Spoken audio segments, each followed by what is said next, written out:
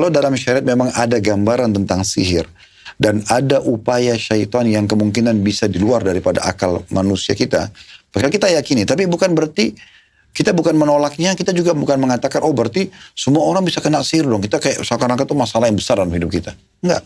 Gitu.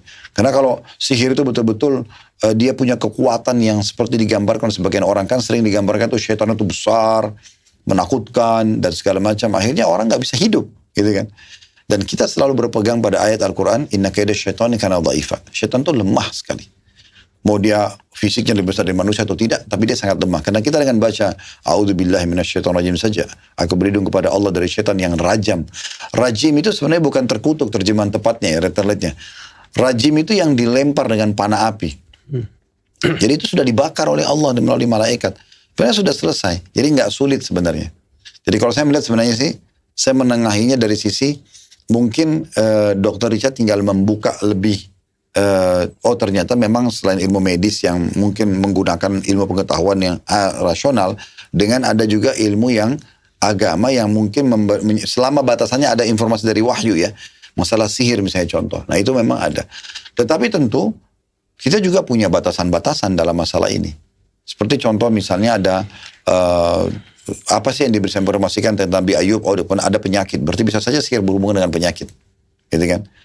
Adanya upaya para penyihir dulu mau membunuh Nabi Sulaiman.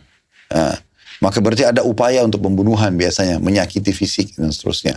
Ada tadi yang khayalan di zaman Nabi Musa alaihissalam. Contoh-contohnya ini ada. Seperti orang jual obat atau mengubah kertas jadi uang di mata orang dan segala macam. Itu memang ada. Tetapi ini semua kita yakini ada dan kita tahu solusinya.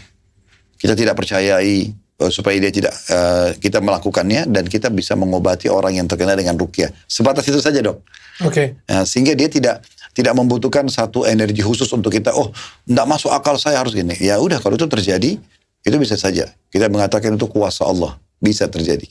Tadi saya paham konteksnya Ustaz Khalid, terutama di poin tidak membesar-besarkan. Karena menurutku sih poin itu tuh sering menjadi apa ya? Acuan ya, sering dibesar-besarkan orang, goib apa kayak gitu punya, sering dibesar-besarkan sehingga efeknya itu bisa ke tetangga kemana-mana dan menurutku pengobatannya menjadi tidak holistik lagi atau tidak tepat lagi.